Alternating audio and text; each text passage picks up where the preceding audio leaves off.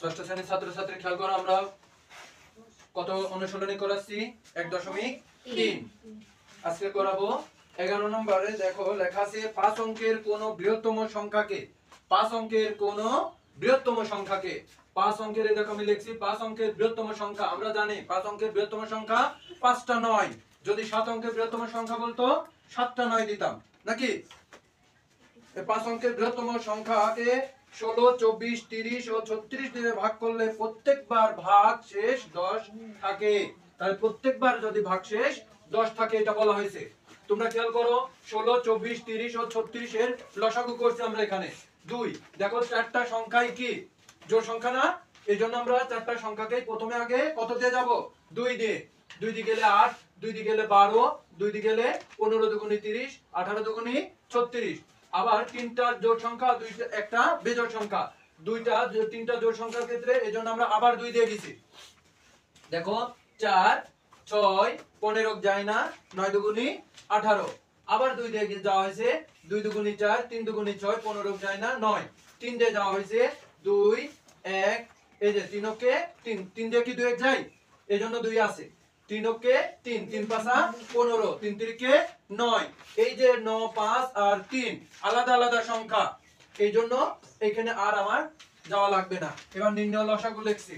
কত? এই সংখ্যা, এই সংখ্যা, এই সংখ্যা, এই সংখ্যা, সংখ্যাগুলো এখানে গুণ পর্যায়ে দেওয়া হয়েছে।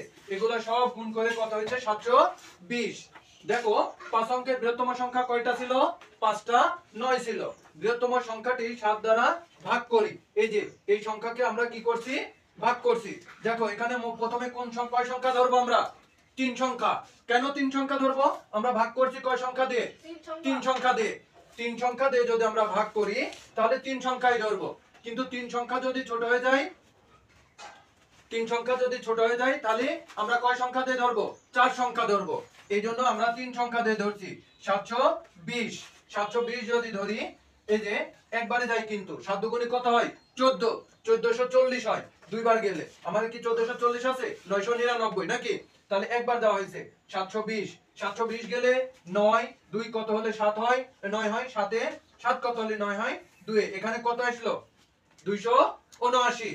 720 এর চেয়ে 279 কম। এটা কম হওয়ার কারণে আমরা একটা 9 নামাই নিয়ে আসছি। তাহলে এবার কত হলো? 2799। এই 720 দিয়ে আবার কি করতে হবে? ততক্ষণ গুণ করতে হবে যতক্ষণ না 2790 পর্যন্ত হয়। আমরা কয়বার গুণ করছি? 3 বার। এই যে 3 7 21 আর 3 20 60, 2160। এই দেখো 2160 এর কাছাকাছি, এজন্য 260 না হয়েছে। এই যে আবার বিয়োগ করছে এটাকে, 0 দিয়ে 9 ভাগ করলে, বিয়োগ করলে 9। 6 কত হলে 9 হয়? 3। 7 কত হলে, এই যে 1 দিয়ে 7 বিয়োগ করলে কত হয়? 6।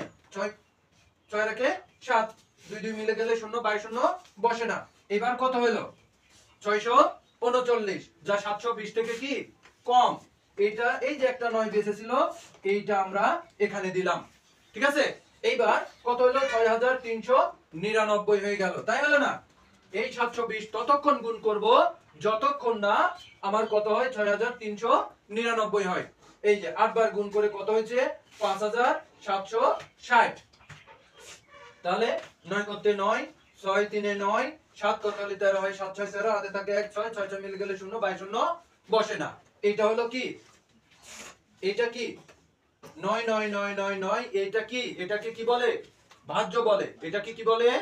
ভাজ্য। এটা কি? ভাজক। এটা ভাগফল আর এটা ভাগশেষ।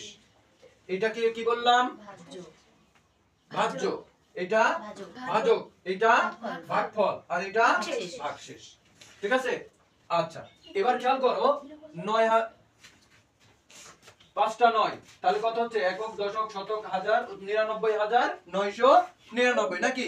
এই যে বৃহত্তম যে সংখ্যাটি 700 দ্বারা বিভাজ্য 9, আমরা দেখলাম এটা কি বিভাজ্য গেল?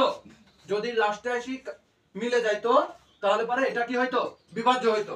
এটা যেহেতু মিলে নাই, এজন্য কি নয়? বিভাজ্য নয়। এখানে কত অবশিষ্ট থাকলো? এই ধরনের কিন্তু আমরা উদাহরণে একটা অঙ্ক করছিলাম, একবারে সেম এই ধরনেরই। তাহলে এখানে কত অবশিষ্ট থাকলো? 639।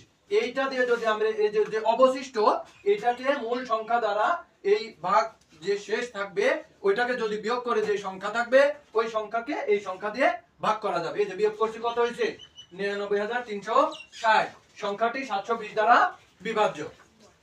এবার এই যে 720 দ্বারা এইটা যদি বিয়োগ করি তাহলে কত থাকে 81, এইটা এর সাথে যদি আবার 81 যোগ করা যায় তাও সেটা কি হবে 720 দ্বারা বিভাজ্য হবে।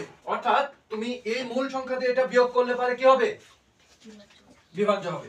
আবার এইটা দিয়ে এই যে ভাগ শেষ হলো এই দুইটা বিয়োগ করে যে সংখ্যাটা থাকবে ওইটা দিয়ে আবার যদি এই মূল সংখ্যাকে যোগ করা যায় তাহলে সেই সংখ্যাটাও বিভাজ্য হবে। ঠিক আছে, তাহলে এই দেখো সংখ্যাটি এটার সাথেই দেখো যোগ 81 কত হলো 1,80,000। সংখ্যাটি 6 অঙ্ক বিশিষ্ট যা গ্রহণযোগ্য নয়। এইটা কি 6 অঙ্ক বিশিষ্ট হলো না? আমাদের অঙ্ক বলেছিল কত অঙ্ক বিশিষ্ট 5 অঙ্ক বিশিষ্ট। এটা কত হয়ে গেল 6 অঙ্ক বিশিষ্ট যা গ্রহণযোগ্য নয়। এই যে প্রশ্ন মতে প্রতিবার 10 অবশিষ্ট থাকে। আমরা প্রথমে প্রশ্ন করলাম কত বলা হয়েছিল 10 অবশিষ্ট থাকে। তাহলে পরে এই যে আমরা যেটা গ্রহণযোগ্য হলো কোনটা এই যে এইটা এই অঙ্কটা কি হলো গ্রহণযোগ্য হলো 99,360। এর সাথে কত যোগ করলাম 10, এত এই সংখ্যাটি কত হলো 99,360 ছিল 10 যোগ করলে কত হবে 70। এটাই হচ্ছে গ্রহণযোগ্য। ঠিক আছে, এটা